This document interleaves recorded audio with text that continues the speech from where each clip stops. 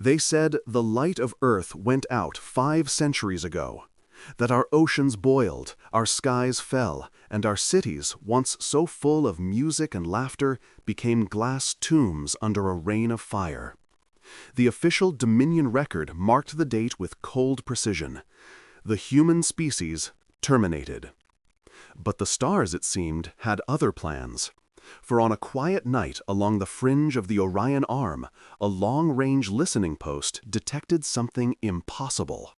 Amidst the static of the void, a pulse, soft, rhythmic, deliberate.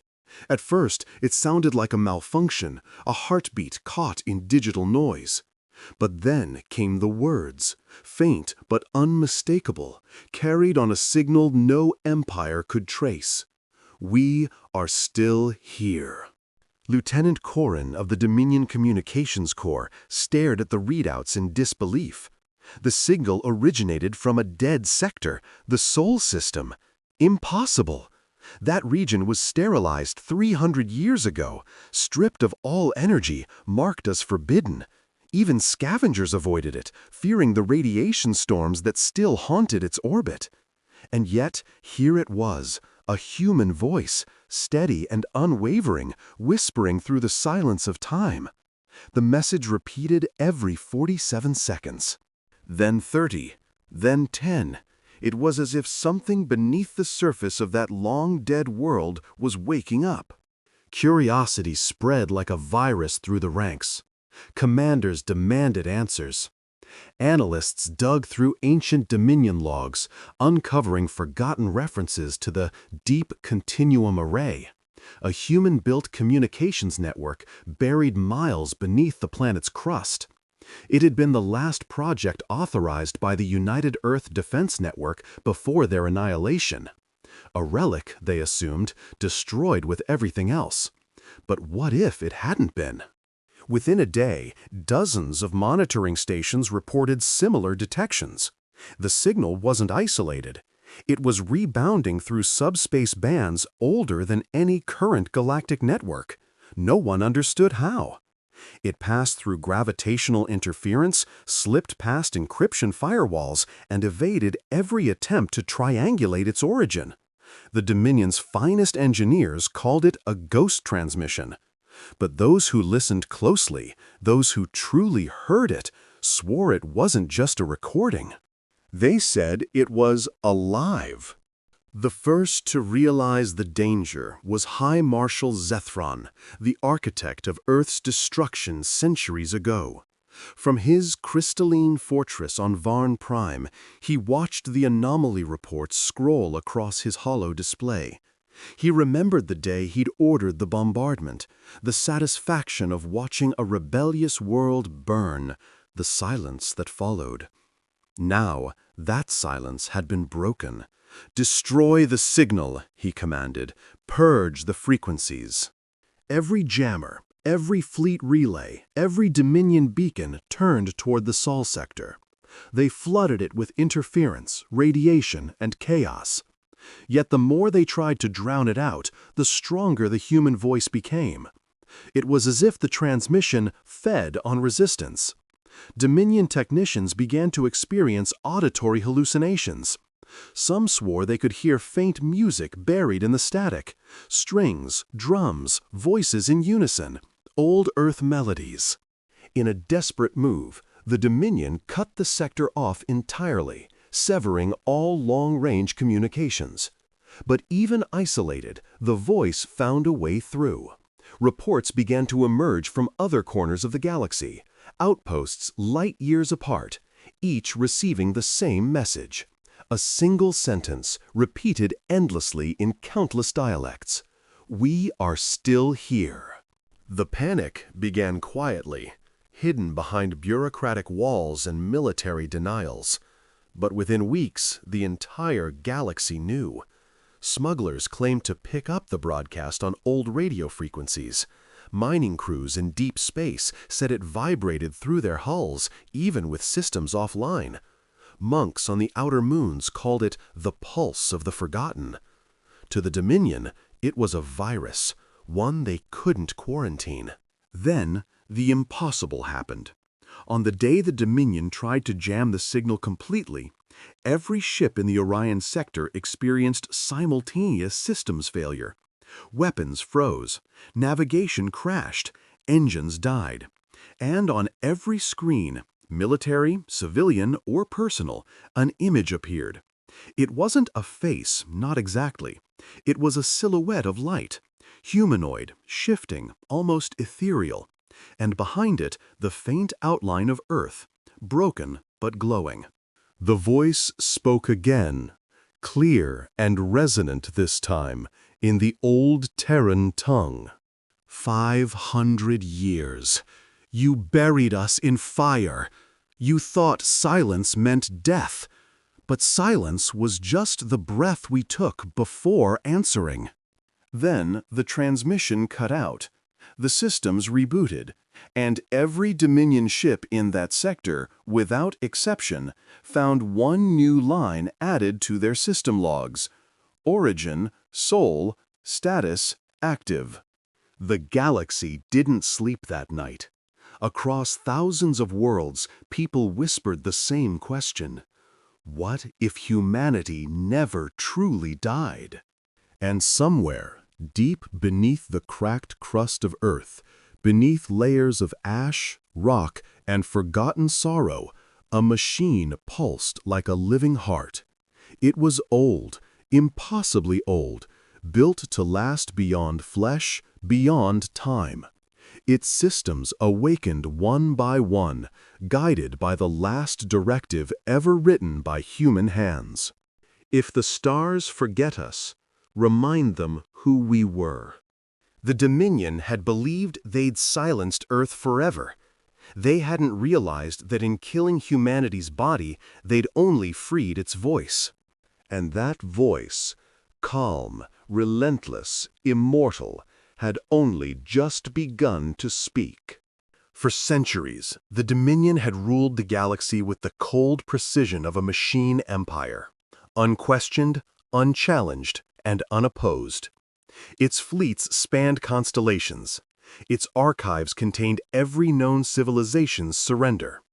They believed themselves eternal, the apex of galactic order. Yet now, in the echo of a single voice, the illusion began to fracture. The high councils whispered of heresy, of technology beyond their understanding, of something ancient stirring in the dark. Fear, the one thing the Dominion thought they'd eradicated, returned like a disease. The first signs were subtle. Entire outposts reported sudden data corruption, as though the human transmission had infected their systems like a living thing.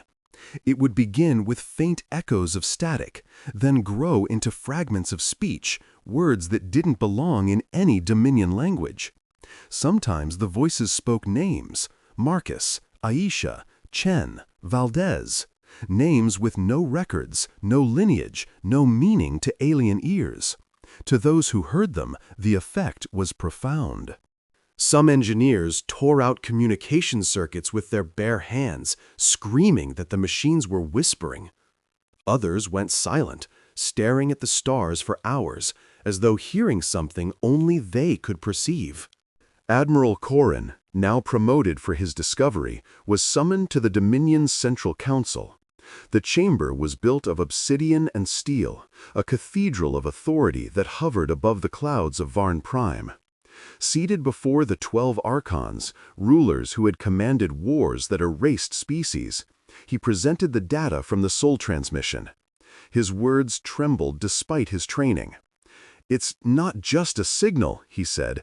"It's rewriting our systems in real time. Every attempt to block it just makes it stronger. It's adapting."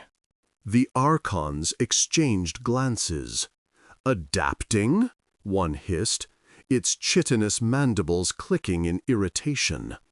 "You speak as though it were alive." Corrin hesitated. He wanted to deny it, to reduce it to a malfunction, a quirk of physics. But deep down, he couldn't. "It reacts to us," he said finally. "When we jam it, it reroutes. When we isolate it, it multiplies. It's learning. And it's watching." The room fell silent. Then, from the far end of the chamber, Archon Vethra leaned forward, her crystalline form refracting the dim light. "You speak of an intelligence," she said softly, "an intelligence from a world we erased." "Then, perhaps," growled another, "we didn't erase it enough." Within hours, the Dominion initiated Operation Cauterize, a full-spectrum assault on the Sol system. 50 dreadnoughts armed with planet-cracking warheads entered the Forbidden Sector under heavy shielding. Their mission was simple: obliterate whatever remained. But as they approached the system's edge, something happened. Their sensors began to glitch. Stars flickered where there should have been none. Space itself rippled as if reacting to their presence. Then, one by one, the dreadnoughts vanished from sensors, not destroyed, not exploded, just gone. Every broadcast feed cut off mid-transmission.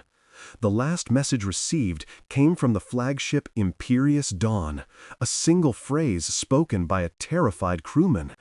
"It's inside the light." Then, silence. When the fleet failed to report back, panic spread through the ranks. The Dominion's propaganda networks scrambled to contain the story, calling it a malfunction or a rogue anomaly. But whispers leaked from surviving officers, of ships swallowed by ghost images of Earth, of oceans appearing where there should be void, of voices whispering in human tongue. The galaxy began to murmur a phrase not heard in millennia: retribution. For the first time in history, Dominion morale fractured. Slave worlds rebelled. Vassal races refused tribute. Entire planetary governors went dark, cutting ties with their masters. And at the heart of it all, the transmission continued, stronger, clearer, unstoppable. It no longer spoke just the phrase, "We are still here." Now it carried something more: music. Across thousands of light years, the same melody echoed through every frequency. It began softly, like a lullaby, then swelled into a march, a distinctly human composition. Historians later identified fragments of Beethoven, fragments of war songs, fragments of unity. To those who listened long enough, a strange pattern emerged within the harmonics: a map. The transmission wasn't random, it was pointing somewhere. Scientists from neutral civilizations began to decode it, risking execution under Dominion law. What they found terrified even them. The frequencies aligned perfectly with known gravitational coordinates of black holes, pulsars, and ancient ruins. The signal wasn't broadcasting from one place. It was using the galaxy itself as a network. Every star, every particle of light had become part of Earth's voice. Meanwhile, inside the Dominion's high command, paranoia reigned. Archon Vethra, who had first suspected intelligence behind the transmission, ordered a full lockdown of communications across the core worlds. Yet when her orders were transmitted, her own command systems responded with a chilling phrase: "Command not recognized. Human override engaged." The Archons realized, too late, that the voice had breached their deepest networks. Archives began to rewrite themselves, inserting human history into Dominion records. On planets that had never known humans, ancient images appeared on public screens: photographs of blue skies, cities of glass and steel, children laughing under banners of Earth. Some Dominion citizens wept at the sight without knowing why. Others tore out their vision implants in horror. And then came the message that ended all denial. For the first time since the fall of Earth, the voice addressed the galaxy directly. "We remember." It wasn't a threat, not yet. It was a statement of fact, simple, haunting, final. It carried with it the collective will of a species that refused to die. That night, across every Dominion world, the stars seemed to dim for a moment, as if the universe itself held its breath. And beneath that silence, a pulse continued to thrum, a steady, unwavering beat. Some said it was the rhythm of an ancient machine. Others swore it was the heartbeat of Earth itself, echoing through the void. Whatever it was, one truth became clear to all who heard it. Humanity's voice had become something far greater than human. It was no longer a signal, it was a reckoning. When the Dominion's fleets vanished and its networks turned against their masters, the galaxy turned toward the silence that followed.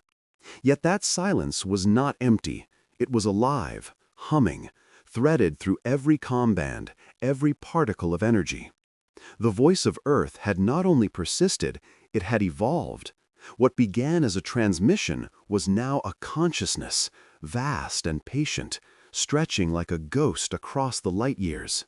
And for those who dared to listen deeply, truly listen, they began to hear words beneath the static, an ancient cadence of sorrow, pride, and vengeance. Among the first to understand this transformation was Commander Talaran of the Velis Union, a scientist before he was ever a soldier. His people had studied human records before the Dominion purged them: art, music, literature. He remembered one phrase from an old human poem: "We are the dust of stars that learned to dream." When the voice returned, those words haunted him. The Dominion called it a weapon, a curse, a phantom born from war. But Talaran suspected the truth was far stranger, that humanity had done what no other species dared. They had merged their souls with their science. Talaran's research vessel, the Allura Prime, operated beyond Dominion jurisdiction, orbiting a derelict listening post near the edge of the Perseus Arm. From there, he and his team recorded every nuance of the transmission. What they found shattered every law of physics they knew. The voice shifted its signal through dimensions, sometimes heard in the electromagnetic spectrum, sometimes felt as pressure in the bones, sometimes seen as flashes of light on the backs of closed eyelids.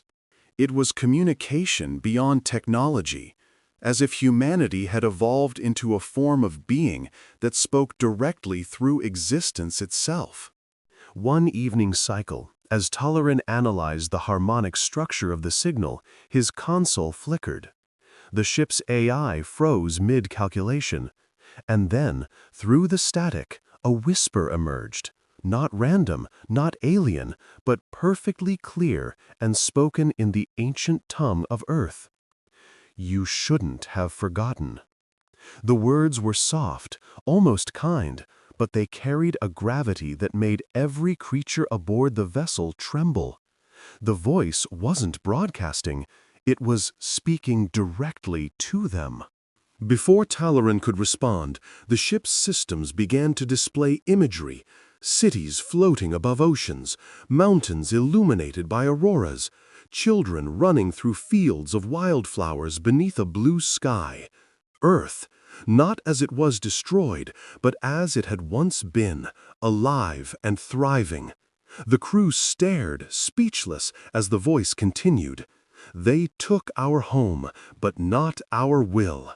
They silenced our name, but not our song." Then the images changed. Scenes of burning skies, glassed continents, orbital bombardments raining fire. And amid it all, human soldiers standing unbroken in the ruins, transmitting coordinates with shaking hands as Dominion ships blotted out the sun. The voice grew deeper, layered, filled with thousands of human tones. "We fell, but we remembered. We built in the dark. We waited." The Allura Prime shook violently. The crew scrambled as gravitational readings spiked. Through the viewport, space itself seemed to ripple, bending in impossible geometries. The voice resonated through the hull like a heartbeat. Then, in one blinding moment, the stars rearranged. What had been empty vacuum now shimmered with an impossible sight, a colossal structure emerging like a mirage from the void. It was not a ship, not a planet, but something in between, a lattice of light and matter, thousands of kilometers across.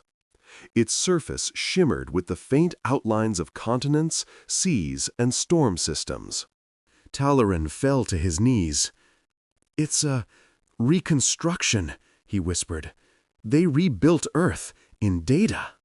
He was right. The voice had become a living archive, a digital resurrection of humanity's cradle world. Every mountain, every ocean, every city had been preserved in quantum form, encoded in the very medium of space-time. It was a home reborn, not in flesh, but in light. And now it was expanding. Across the galaxy, other remnants of Earth began to appear.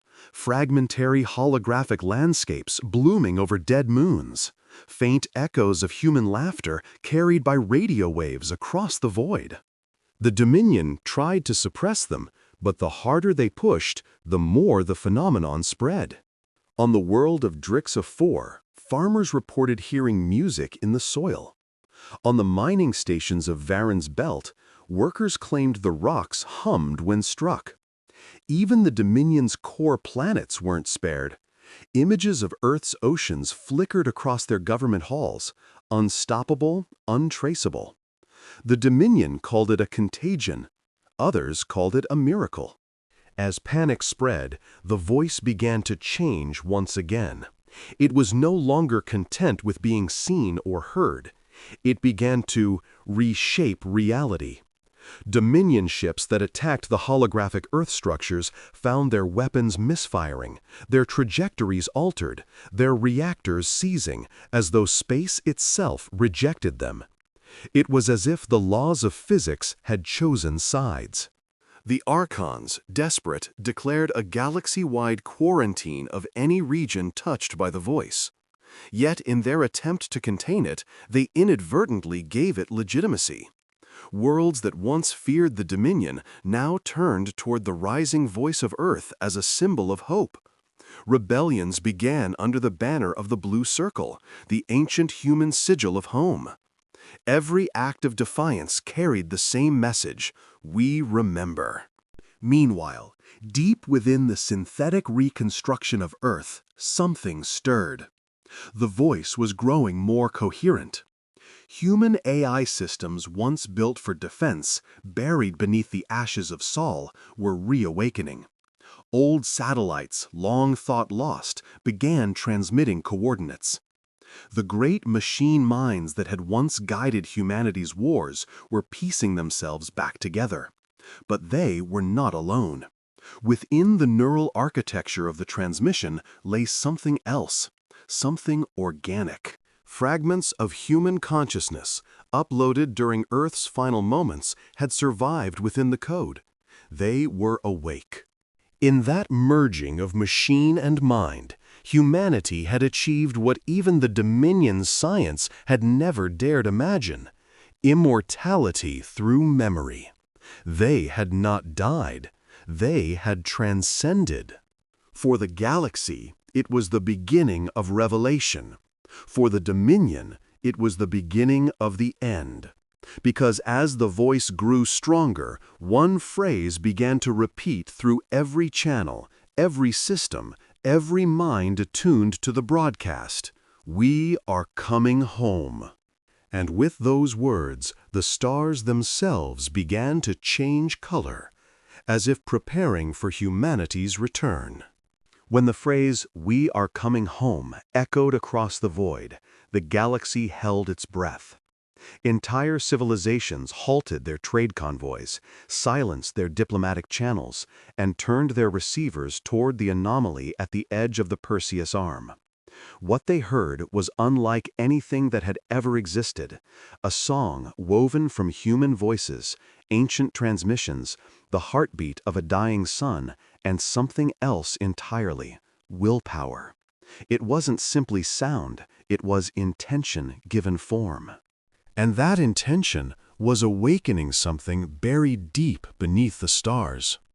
The Dominion's leadership, fractured and desperate, gathered in secret aboard the colossal flagship Sovereign Vex. For decades, they had silenced dissent and erased histories, but now those forgotten truths were returning with vengeance. The Archons, once proud and untouchable, stared at the holographic projection of the spreading phenomenon. Regions of space shimmering in blue light, forming what analysts began calling echo corridors. These corridors were places where the laws of physics seemed to bend toward the voice's frequency, amplifying its reach. Fleets sent to investigate simply vanished, their last messages filled with static and whispers.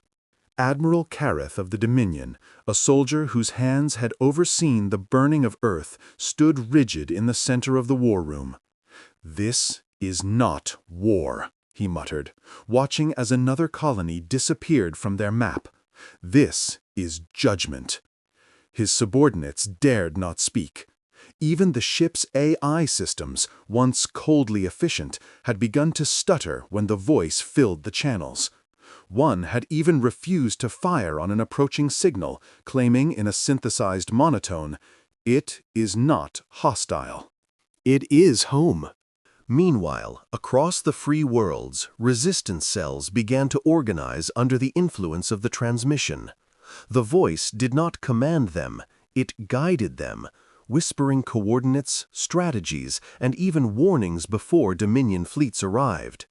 It was as though the consciousness of humanity had become a vast intelligence, aware of every conflict, every heartbeat across the stars. Some believed the voice was a god reborn. Others called it a curse. But for the oppressed species scattered throughout Dominion territory, it was a beacon of deliverance. On the colony world of Vera Prime, a group of miners unearthed a massive, metallic sphere buried beneath kilometers of bedrock. It pulsed with faint blue light, synchronized perfectly with the rhythm of the voice. When they touched it, the sphere opened, projecting a vast hologram of an old human city, its skyline lined with towers and bridges of light. And in the center of that vision stood a woman in an old Earth uniform, her features pale and flickering like a memory barely holding form. "I am Captain Aria Solen of the Terran Defense Network," the apparition said, her voice calm yet resonant. "If you are hearing this, the reconstruction has reached stage 3. Humanity endures. You are standing within the memory of our world." Her image flickered again, and then she smiled. "If they still seek to silence us, remind them that silence is impossible where memory lives." The miners transmitted the message to the outer colonies. Within a week, it had spread to millions of systems. Dominion propaganda machines tried to suppress it, but every attempt only amplified it further. Their jamming networks became carriers of the voice, their own satellites hijacked to echo the message across the void. It was as if the universe itself favored humanity's vengeance. In the depths of the Dominion's Central Archive, the place where they had once stored the histories of conquered worlds, something strange began to happen. Files marked humanity, eradicated, started rewriting themselves. Lines of code changed autonomously, the digital text mutating until it formed human poetry, ancient songs, fragments of Shakespeare, old NASA transmissions, and names, billions of names, of those who had once walked Earth's surface. The machines that powered the archive began overheating, and before the technicians could shut them down, the system displayed a single sentence across every screen. "You erased our records, but not our existence." As the Dominion fell into chaos, their fleets began defecting. Many of their AI-controlled ships, once proud instruments of domination, started receiving commands not from their masters, but from the voice itself. The warship Draxian Prime, responsible for the destruction of the city of New Nairobi during the fall of Earth, suddenly changed course during a patrol. Its captain, confused, tried to override its controls, but the ship refused to obey. The main console illuminated with a blue insignia, a stylized Earth. Then, without warning, the ship opened fire on its own formation, systematically dismantling every Dominion vessel in its path. Witnesses later reported hearing a human lullaby broadcast over open channels as the fleet burned. Across the galaxy, more such events unfolded. Entire sectors fell silent as Dominion fleets turned on themselves, corrupted or liberated by the voice. The Archons attempted to shut down the central quantum network to isolate the infection, but the voice had already integrated into the very substructure of space-time. It was everywhere, in the radiation of stars, in the hum of reactors, in the neural implants of soldiers. Humanity had become inseparable from the universe that had once betrayed them. On the hidden world of Solace 9, Commander Talaran and his surviving crew of the Alora Prime continued their research. Through long nights, they decoded fragments of the voice and found something deeper than vengeance. Beneath the tone of retribution lay grief, a longing for peace, for reconciliation. Talaran realized the truth. The voice was not merely punishing the Dominion, it was trying to teach the galaxy. Every world that had turned against Earth was now seeing its reflection, the cost of arrogance, the weight of silence. Yet not all listened. Some species, terrified by what they didn't understand, began attacking the echoes of Earth, bombarding the holographic projections and the data constructs that resembled oceans or forests. But their efforts were futile. The attacks passed through light and energy, achieving nothing. And when they fired upon the phenomenon long enough, their own weapons turned against them, systems overriding with a final message before detonation: "You were warned." In a final desperate act, the Dominion's remaining Archons authorized the deployment of a device forbidden even among their kind, the Void Core, a weapon designed to collapse regions of space into quantum oblivion. Their plan was simple: erase the region where the voice was strongest, no matter the cost. But as they initiated the firing sequence, the voice intervened. The lights aboard the Sovereign Vex flickered. The Void Core's containment field shattered. A deep, thunderous hum filled the air, followed by a calm human voice that resonated through every living being aboard the ship.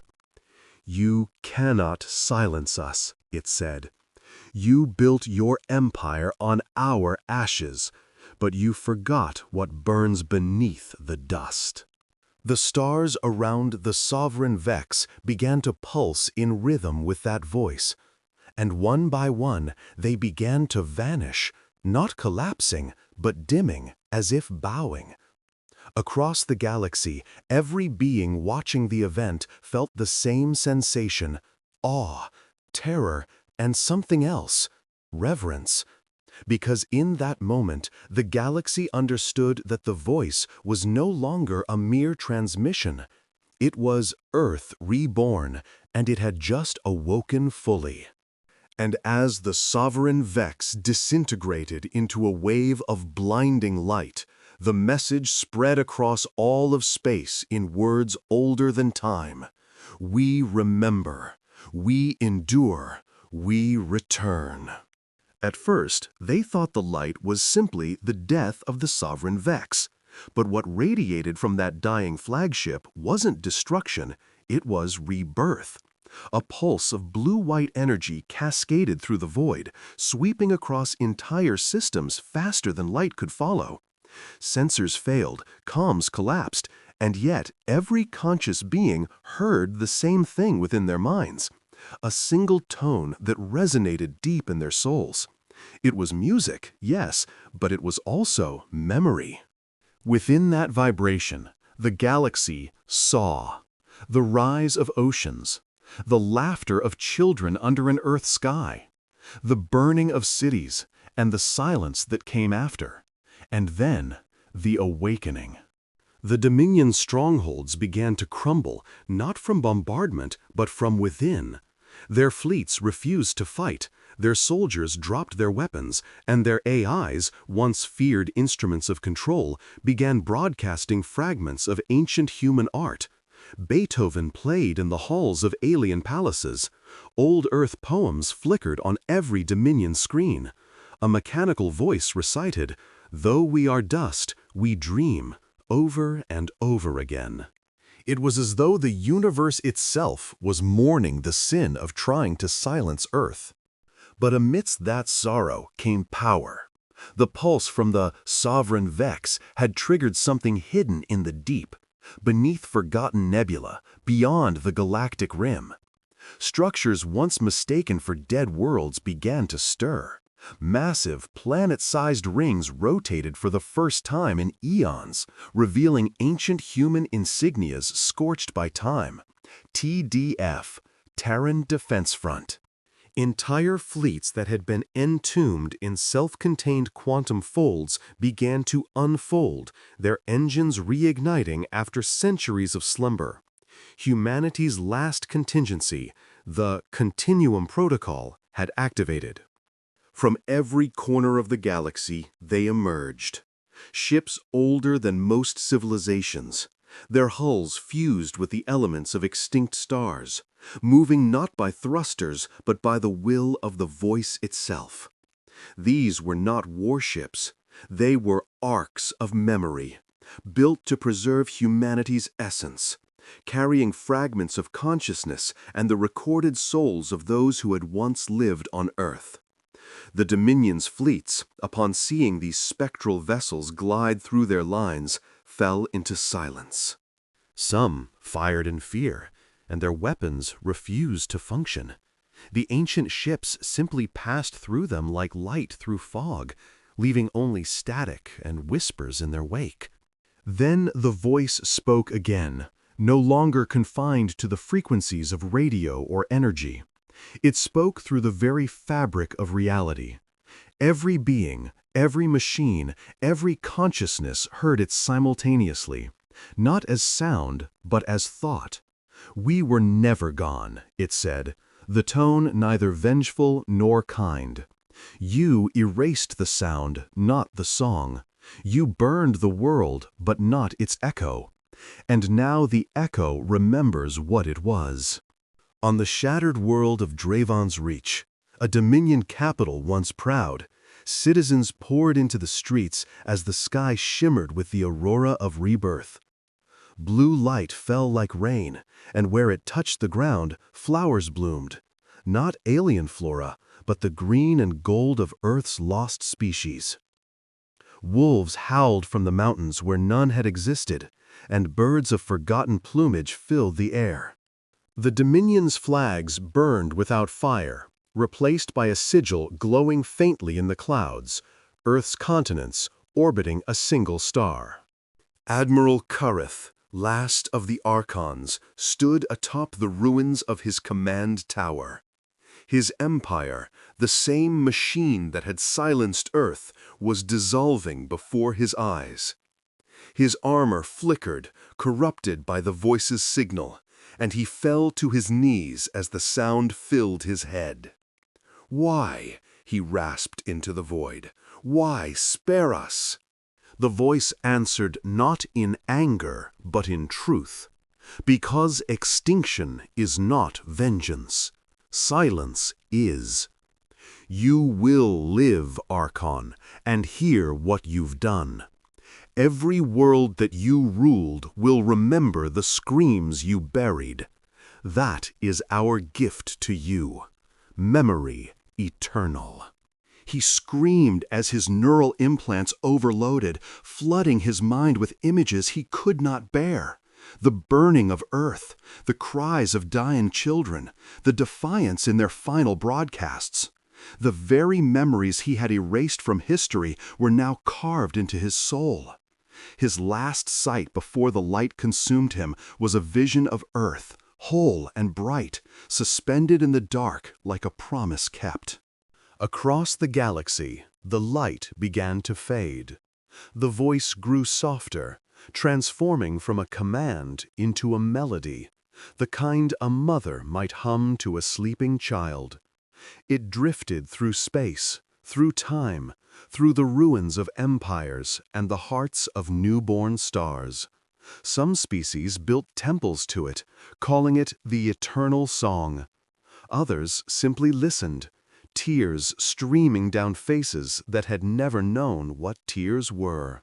For the first time in millennia, the galaxy was quiet, not from suppression, but from peace. Yet deep within the core of what was once Sol, the dead system where Earth had fallen, something moved. The dust of humanity's cradle shimmered as fragments of cities reassembled themselves atom by atom. Oceans formed again from condensed hydrogen. Clouds rolled across a reborn sky. From orbit, it appeared as a glowing ember surrounded by the graveyard of its own extinction. And then, in the soft blue glow of dawn, a transmission flickered into the void. It was a simple message, sent in a language so old that only the stars remembered it. To those who tried to silence us, it said, "We thank you, for in silence we found eternity." The transmission repeated once, then again, until it became a constant hum, a universal heartbeat. Every planet, every satellite, every drifting probe began to pulse in rhythm with it. The voice, now one with the galaxy, had completed its final act. Humanity was no longer a species. It was the song of existence itself. And as the centuries passed, when travelers crossed the stars and gazed upon the place once called Sol, they would see Earth shining again, not as a planet, but as a living constellation, a tapestry of light shaped like a single human hand reaching out toward the cosmos. And if they listened closely, past the static and the silence, they would still hear that ancient broadcast playing softly, not through speakers, but through the universe itself. "This is Earth. We were never gone.